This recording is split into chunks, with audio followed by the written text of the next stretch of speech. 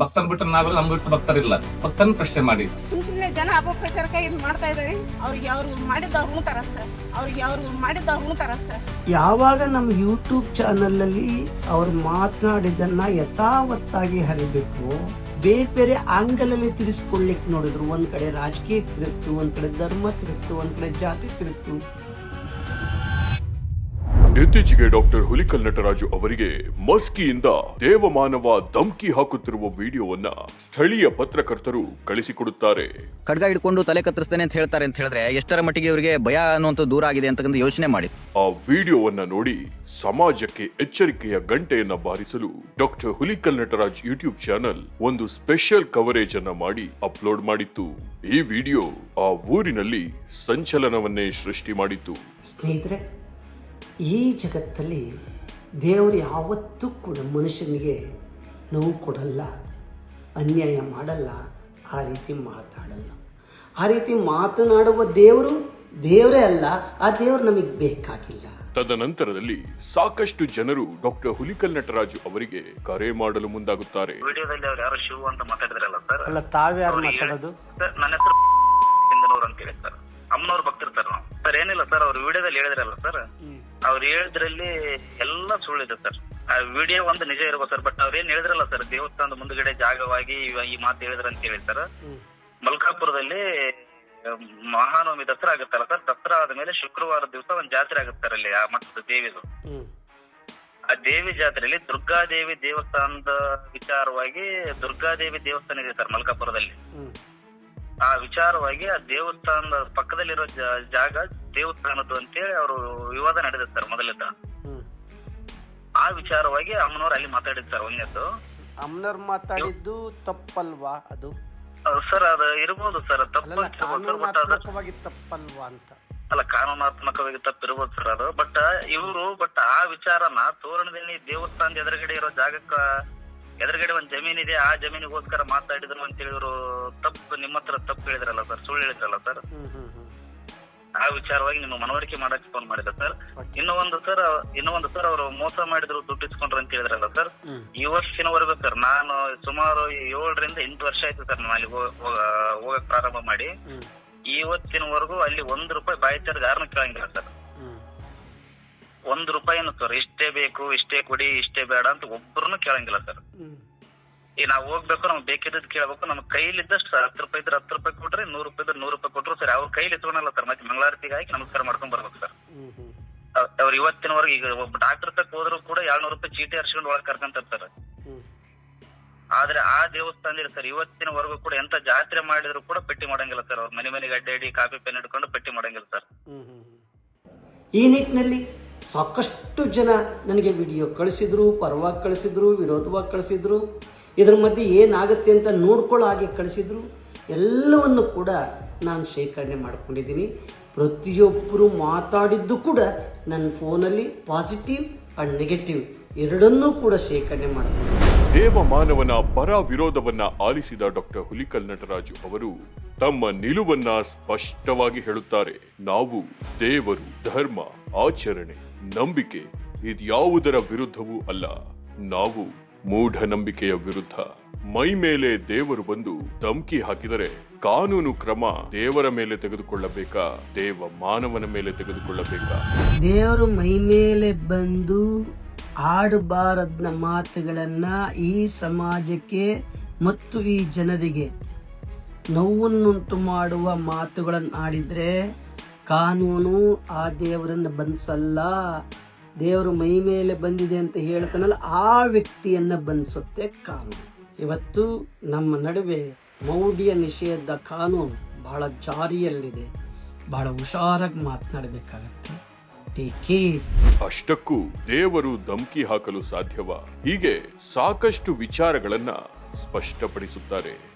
ಮಾತೆ ಮೃತ್ಯು, ಮಾತೆ ಮುತ್ತು. ಆ ದೇವಾಲಯದ ಭಕ್ತಾದಿಗಳ ತಂಡ ಪೀಠಾಧೀಶರನ್ನ ಭೇಟಿಯಾಗಿ ವಿಚಾರವನ್ನ ಸ್ಪಷ್ಟಪಡಿಸುತ್ತಾರೆ. ಯಾವಾಗ ಈ ವಿಡಿಯೋ ಬೇರೆ ಬೇರೆ ಆಂಗಲಲ್ಲಿ ತಿರುಗ್ತಾ ಹೋಯ್ತೋ, ತಕ್ಷಣ ಮನ ಪರಿವರ್ತನೆ ಮಾಡಿಕೊಂಡಂತಹ ಆ ವ್ಯಕ್ತಿ ಒಂದಿಷ್ಟು ಪ್ರಜ್ಞಾವಂತ ಮನಸ್ಸುಗಳೊಂದಿಗೆ ಮಾತನಾಡಿದಾಗ ನನಗೆ ಆ ಗಣ್ಯ ವ್ಯಕ್ತಿಗಳು ನನಗೆ ಫೋನ್ ಮಾಡಿದ್ರು, ಸರ್ ಹಿಂಗಾಗೋಗ್ಬಿಟ್ಟಿದೆ, ದಯವಿಟ್ಟು ಬದಲಾವಣೆ ಮಾಡಿಕೊಂಡಿದ್ದಾರೆ ಅಂತ. ತಪ್ಪು ಮಾಡೋದು ತಪ್ಪಲ್ಲ, ತಪ್ಪನ್ನು ತಿದ್ಕೊಳ್ದಲೇ ಇರೋದು ದೊಡ್ಡ ತಪ್ಪು. ತಿದ್ಕೊಂಡಿದ್ದೀನಿ, ಪರಿವರ್ತನೆ ಆಗಿದ್ದೀನಿ ಅಂತ ಹೇಳಿ ನಾನು ಹೇಳಿದ್ರೆ ತಪ್ಪಾಗುತ್ತೆ, ಅವರೇ ಹೇಳ್ತಾರೆ, ಕೇಳಿಸ್ಕೊಳ್ಳಿ. ನಿಮ್ಮ ಆಚರಣೆ, ನಿಮ್ಮ ನಂಬಿಕೆ ಒಳ್ಳೆಯದು. ಇದರಿಂದ ಬೇರೆಯವರಿಗೆ ಯಾವುದೇ ಕಾರಣಕ್ಕೂ ನೋವಾಗಬಾರದು. ಆಚರಣೆ ಇರಲಿ, ಮೌಢ್ಯಾಚರಣೆ ಬೇಡ ಎನ್ನುವುದನ್ನ ಸ್ಪಷ್ಟವಾಗಿ ಹುಲಿಕಲ್ ನಟರಾಜ್ ಅವರು ತಿಳಿಸುತ್ತಾರೆ. ಇದಾದ ನಂತರ ಕ್ಷಮಾಪಣೆಯ ವಿಡಿಯೋವೊಂದನ್ನ ಅವರು ಶೇರ್ ಮಾಡುತ್ತಾರೆ. ಯಾವುದೇ ರೀತಿಯ ಸಾಮಾಜಿಕ ಜಾಲತಾಣದಲ್ಲಿ ಎದ್ದು ಬಂದ ವಿಡಿಯೋ ಅದು ಮಠದ ಪರವಾಗಿ ಬಂದಿದೆಯಲ್ಲ, 7 ಮಕ್ಕಳ ತಾಯಿ ಮತ್ತು ದೇವಸ್ಥಾನದ ಬಗ್ಗೆ ಈ ವಿಡಿಯೋ ಷಡ್ಯಂತ್ರದಿಂದ ಅಪಪ್ರಚಾರವಾಗಿ ಮಠದ ಪರವಾಗಿ ದುಷ್ಟ ಜನರ ಕೈವಾಡದಿಂದ ನಡೆದಿದ್ದು. ಯಾವುದೇ ರೀತಿಯ ಭಕ್ತರಿಂದ ಯಾವುದೇ ಥರದ ಹಣಕಾಸಿನ ವ್ಯವಹಾರ ಆಯಿತು, ಯಾವುದೇ ಆಯಿತು, ಒಂದು ಜಮೀನು ವಿಚಾರವಾಯಿತು, ಜಾಗದ ಬಗ್ಗೆ ಅದೇ ಥರ ಮಾಹಿತಿ ನಮಗೆ ಕೊಟ್ಟಿದ್ದಾರೆ. ನಮ್ಮ ಮಠದ ಪರವಾಗಿ ಯಾವುದೇ ರೀತಿಯಿಂದ ಜನರಿಗಾಯಿತು, ಭಕ್ತರಿಗಾಯಿತು ತೊಂದರೆ ಅಂತ ಏನಾಗಿಲ್ಲ. ದುಡ್ಡು ವಿಚಾರ ಯಾವುದೂ ಪ್ರಶ್ನೆ ಬಂದಿಲ್ಲ ಮಠದಲ್ಲಿ. ಇವತ್ತು ಮಠದ ಭಕ್ತಾದಿಗಳು ತಮ್ಮ ಕಷ್ಟಕ್ಕಾಗಿ ಮಠಕ್ಕೆ ಬರ್ತಾ ಇದ್ದಾರೆ. ಬಂದ ಭಕ್ತಾದಿಗಳಿಗೆ ನಾವು ಮಠದಲ್ಲಿ ಸೇವೆ ಮಾಡುವ ಅರ್ಚಕರಾಗಿ ಬಂದ ಭಕ್ತಾದಿಗಳಿಗೆ ಮಠದ ಪರವಾಗಿ ಅಮ್ಮನ ಆಶೀರ್ವಾದದಿಂದ ಅವ್ರು ಏನು ತೊಗೊಂಡ್ಬರ್ತಾರೆ, ಹಣ್ಣು ಕಾಯಿ ನಿಂಬೆ ಹಣ್ಣು ಅಮ್ಮನ ಪಾದ ಹತ್ರ ಇಟ್ಟು ಕಾಯಿಸಿ ಅವ್ರು ಏನು ಪ್ರಶ್ನೆ ಮಾಡ್ತಾರೆ, ಆ ಪ್ರಶ್ನೆಗೆ ನಾವು ಅವ್ರ ಸಮಸ್ಯೆ, ಒಂದು ಮಗುಂದಾಯಿತು, ಗಂಡಂದಾಯಿತು, ವ್ಯವಹಾರದಾಯಿತು, ಒಂದು ಅಂಗಡಿ ಬಗ್ಗೆ ಆಯಿತು, ಯಾವುದೇ ಒಂದು ವಿಚಾರ ಮಾಡೋದಲ್ಲಿ ಅಮ್ಮ ಇದ್ದಾಳೆ, ಅಮ್ಮನ ಆಶೀರ್ವಾದ ಇದೆ ಇರೋದು. 5 ವಾರ ಬರೀ, 11 ವಾರ ಬರೀ, ಒಂದಿಷ್ಟು 11 ಅಮಾವಾಸ್ಯೆ ಬರೀ, ಒಂದು ಕಾಯಿ ಕಟ್ಟ್ರಿ, ಅಮ್ಮಗೆ ಮುಡುಪು ಕಟ್ಟಿ ಸಂಕಲ್ಪ ಮಾಡ್ರಿ, ಒಂದು 11 ರೂಪಾಯಿ ಮುಡುಪು ಕಟ್ಟಿ ಅಮ್ಮಗೆ ಸಂಕಲ್ಪ ಮಾಡಿ ನಿಮ್ಮ ಇಷ್ಟಾರ್ಥ ಹಿಡಿದ ಮೇಲೆ ನಿಮ್ಮ ಮನಸ್ಸಲ್ಲಿ ಏನಿರುತ್ತೆ ಅದು ಅನ್ಕೊಂಡು ಕಾಯಿಸಿ ನಿಮ್ಮ ಕೆಲಸ ಆದಮೇಲೆ ಅಮ್ಮ ಬಂದು ನಿಮ್ಗೆ ಸೇವಾ ಮುಗಿಸ್ಕೊಂಡ್ರಂತೆ. ಇವತ್ತು ಅದೇ ವಿಚಾರವಾಗಿ ಭಕ್ತರಿಗೆ ಹೇಳ್ತಾ ಹೋಗ್ತಾ ಹೋಗಿರೋದು. ಯಾವುದೇ ರೀತಿಯ ಅಪಪ್ರಚಾರ ಮಾಡೋದಲ್ಲಿ ನಮ್ಮ ಮಠದ ಪರವಾಗಿ ಯಾವುದೇ ಒಂದು ರೀತಿಯ ಹೋಗಿರ್ತಕ್ಕಂಥ ಮಲ್ಕಾಪುರ ಗ್ರಾಮಕ್ಕೆ ಆಹ್ವಾನ ಕೊಟ್ಟಿದ್ರು ಅಲ್ಲಿ ಜಾತ್ರೆ ಸಲುವಾಗಿ. ನಾವು ಅಲ್ಲಿಗೆ ಹೋಗಿರೋದು. ಆ ವಿಡಿಯೋದಲ್ಲಿ ನಂದೇ ರೂಪ ಇರಬಹುದು ಇರೋದಿಗೆ, ಅದು ಆಡಿರೋ ಮಾತನ್ನು ಸತ್ಯ ಅಂತ ಹೇಳಕ್ಕಾಗಲ್ಲ. ಆಗೋದಿಗೆ ಅದು ಯಾವುದೋ ಜನ ದುಷ್ಕರ್ಮಿಗಳು ವಿಡಿಯೋ ಮಾಡಿಕೊಂಡು ಸಾಮಾಜಿಕ ಜಾಲತಾಣದಲ್ಲಿ ಎರೆದು ಬಿಟ್ಟಿದ್ದಾರೆ. ಆ ವಿಡಿಯೋದಲ್ಲಿ ಸತ್ಯ ಅಸತ್ಯವನ್ನು ಪರಿಶೀಲಿಸಿ ಮಾತನಾಡಬೇಕಂತ ತಮ್ಮಲ್ಲಿ ವಿನಂತಿಸಿಕೊಳ್ಳುತ್ತೇನೆ. ಆ ವಿಡಿಯೋದಲ್ಲಿ ತಪ್ಪಾಗಿ ತಮ್ಮಲ್ಲಿ ಅನಿಸಿಕೆ ಆಗಿದ್ದಲ್ಲಿ ನಮ್ಮ ಮಠದ ಪರವಾಗಿ ಸಾರ್ವಜನಿಕರಲ್ಲಿ ಏನು ಕೇಳಬೇಕು ನಾವು ಕೇಳಿಕೊಳ್ಳುತ್ತೇವೆ. ಮುಂದೆ ಭಕ್ತಾದಿಗಳು ಯಾವುದೇ ರೀತಿಯ ಹೇಳಿಕೆ ಏನು ಹೇಳುತ್ತಾರೆ ಆ ವಿಚಾರವಾಗಿ ನೀವು ಪ್ರಶ್ನೆ ಮಾಡಬೇಕಾಗಲಿ ತಮ್ಮಲ್ಲಿ ವಿನಂತಿಸಿಕೊಳ್ಳುತ್ತೇನೆ. ಭಕ್ತನ ಬಿಟ್ಟರೆ ನಾವೆಲ್ಲ ನಮ್ಗೆ ಬಿಟ್ಟು ಭಕ್ತರಿಲ್ಲ. ಭಕ್ತನ ಪ್ರಶ್ನೆ ಮಾಡಿ, ಯಾವ ಭಕ್ತರಿಗೆ ಏನು ಕೆಲಸ ಆಗಿದೆ, ಏನಿಲ್ಲ, ಅವ್ರು ಏನು ಹೇಳುತ್ತಾರೆ, ಅವ್ರ ಹೇಳಿಕೆ ಮೇಲೆ ಮುಂದಿನ ಕ್ರಮವನ್ನು ತೆಗೆದುಕೊಳ್ಳಿ ನಮ್ಮ ಮಠದ ಪರವಾಗಿ. ಮುಂದೆಯೂ ಈ ರೀತಿ ತಪ್ಪಾಗದಂತೆ ನೋಡಿಕೊಳ್ಳುತ್ತೇವೆ. ಈ ದೇವಾಲಯದಲ್ಲಿ ಭಕ್ತಿ ಆಚರಣೆಯನ್ನ ಪ್ರಧಾನವಾಗಿ ಇಟ್ಟುಕೊಂಡು ಮೌಢ್ಯಾಚರಣೆಗೆ ಜಾಗ ಮಾಡಿಕೊಡುವುದಿಲ್ಲ ಎನ್ನುವುದನ್ನ ಸ್ಪಷ್ಟಪಡಿಸುತ್ತಾರೆ. ದೇವರೇ ಬಂದು ನಿಂತು ಹೇಳಿದ್ರು, ದೇವತೆನೇ ಬಂದು ಹೇಳಿದ್ರು. ಯಾವುದೇ ಧರ್ಮ ಆಗಿರಲಿ, ಯಾವುದೇ ದೇವರಾಗಿರಲಿ, ಕಾನೂನಿಗೆ ಯಾರೂ ದೊಡ್ಡವರಲ್ಲ, ಇನ್ಕ್ಲೂಡಿಂಗ್ ದೇವರು ಕೂಡ. ಅದರಿಂದ ಅವರು ಪರಿವರ್ತನೆ ಮಾಡಿಕೊಂಡಿದ್ದಾರೆ. ಇಲ್ಲಿ ಪರಿವರ್ತನೆ ಆಗಿದೆ. ಯಾವಾಗ ನಮ್ಮ ಯೂಟ್ಯೂಬಲ್ಲಿ ಯಥಾವತ್ತಾಗಿ 2ನೇ ವಿಡಿಯೋ ಹೋಯ್ತು, ಆಗ ವರದಿಗಾರರು ಕೇಳ್ಕೊಂಡ್ರು, ಬೇಡ ಸರ್ ನಾವು ವರದಿ ತೊಗೊಳೋದು ಕಷ್ಟ ಆಗುತ್ತೆ, ಆ ವಿಡಿಯೋ ಕಟ್ ಮಾಡಿ ಡಿಲೀಟ್ ಮಾಡಿ ಅಂತ. ಡಿಲೀಟ್ ಮಾಡಿದ್ದೀವಿ. ಏಕೆಂದರೆ ವರದಿಗಾರ ಇಡೀ ಜಗತ್ತನ್ನು ಬದಲಾವಣೆ ಮಾಡಿಕೊಳ್ಳುವಂಥವ್ರು.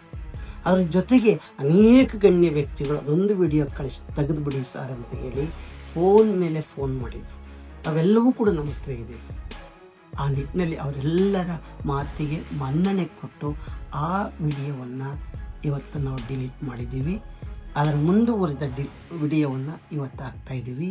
ಬನ್ನಿ ಸ್ನೇಹಿತರೆ, ಮತ್ತೊಮ್ಮೆ ಹೇಳ್ತೀನಿ, ಈ ರೀತಿ ದೇವರು ಬರುತ್ತೆ, ದೆವ್ವ ಬರುತ್ತೆ ಅಂತ ಹೇಳಿ ಈ ಸಮಾಜಕ್ಕೆ ಮತ್ತು ಮನುಷ್ಯರ ಮನಸ್ಸಿಗೆ ನೋವಾಗದಲ್ಲಿ ನಡ್ಕೊಳ್ಳೋ ಅಂಥ ಯಾವುದೇ ಹೇಳಿಕೆಗಳಿದ್ದರೆ ಒಂದು ವಿಡಿಯೋ ಮಾಡಿ ನಮಗೆ ಕಳಿಸಿ. ಇದು ನಾವು ಮಾತಾಡಲ್ಲ, ಕಾನೂನು ಮಾತಾಡುತ್ತೆ ಅಂತ ಬಂದ್ರೆ ನಮ್ಮ ತಂದೆ ತಾಯಿ ನಮ್ಮ ತವ್ರ ನೆನಪಾಗಲ್ಲ. ನಮ್ಗೆ ನೆನಪಾಗಲ್ಲ ಮೊದಲು ನಮ್ಮ ಅಮ್ಮ ರೀ. ಇಲ್ಲಿ ಎಂತ ನಮ್ಗೆ ಏನಾಗಿ ಕಷ್ಟ ಅದು ಫೋನ್ ಆದ್ರೆ ಮಾಡ್ತೀವಿ, ಇಲ್ಲಿ ಬರ್ತೀವಿ. ಬಂದ್ರೆ ನಮ್ಮ ಫಸ್ಟ್ ಬಂದು ಸಮಾಧಾನ ಮನಸ್ಸು ಇಲ್ಲಿ ಬಂದ್ರೆ ಸಮಾಧಾನ ನಮ್ಗೆ ಇದಕ್ಕೆ ಸಮಾಧಾನ ಆಗಲ್ಲ. ಅವ್ರೇನು ದುಡ್ಡು ಕೇಳಿಲ್ಲ, ಯಾರಿಂದ ಏನು ಒತ್ತಾಯ ಮಾಡಿ ಇಷ್ಟ ಕೊಡ್ರಿ ಅಂತ ಕೇಳಿಲ್ಲ, ಇದನ್ನ ಬೇಕಂತ ಕೇಳಿಲ್ಲ. ಸುಮ್ಮನೆ ಜನ ಅಪಪ್ರಚಾರಕ್ಕಾಗಿ ಇದು ಮಾಡ್ತಾ ಇದ್ದಾರೆ. ಅವ್ರಿಗೆ ಅವ್ರು ಮಾಡಿದ್ದು ಅವ್ರು ಉಣ್ತಾರ ಅಷ್ಟೇ. ಅಮ್ಮ ನಮ್ಮ ಹತ್ರ ಏನು ಕೇಳಲ್ರಿ. ಇಲ್ಲಿ ಬಂದಿಂದ ನಮಗೆಲ್ಲ ಸುಖ ಸಂತೋಷ ಎಲ್ಲ ಆರಾಮಾಗಿ ಚಲೋ ಐತಿ. ಬೆಳೆ ಬಿ ಚೆನ್ನಾಗಿ ಸಿಗ್ತಾವ. ಇಲ್ಲೆಲ್ಲ ಚೊನತ್ನಾಗ ಐತ್ರಿ. ಬಂದ್ಮೇಲೆ ಅಮ್ಮನ ಆಶೀರ್ವಾದ ಪಡೆದಾಳಿಸಿದೆಲ್ಲ ಒಳ್ಳೇದಾಗೈತಿ ನಮ್ಗೆ. ಈಗೇನು ಅಪಪ್ರಚಾರ ಮಾಡಕತ್ತಾರ ಅಮ್ಮನ ಕೈಲಿ, ಅವ್ರು ಏನೋ ತಮ್ಮ ವೈಯಕ್ತಿಕವಾಗಿ ಮಾಡಕತ್ತಾರ. ನಮಗಂತೂ ಯಾರಿಗೂ ಆ ಥರ ಏನೂ ಆಗಿಲ್ಲ. ಅವ್ರು ಹೇಳಿದಿರ್ತಕ್ಕಂಥವು 100% ಇಲ್ಲಿ ಯಾವ ನಡೆದಲ್ಲ. ಅವ್ರವ್ರ ವೈಯಕ್ತಿಕವಾಗಿ ಮಾಡ್ಯಾರ ಸರ್. ತಪ್ಪು ಮಾಡೋದು ಸಹಜ, ತಿದ್ದಿ ನಡೆಯೋನೆ ಮನುಜ. ನಂಬಿಕೆ ಇರಲಿ, ಮೂಢ ನಂಬಿಕೆ ಬೇಡ.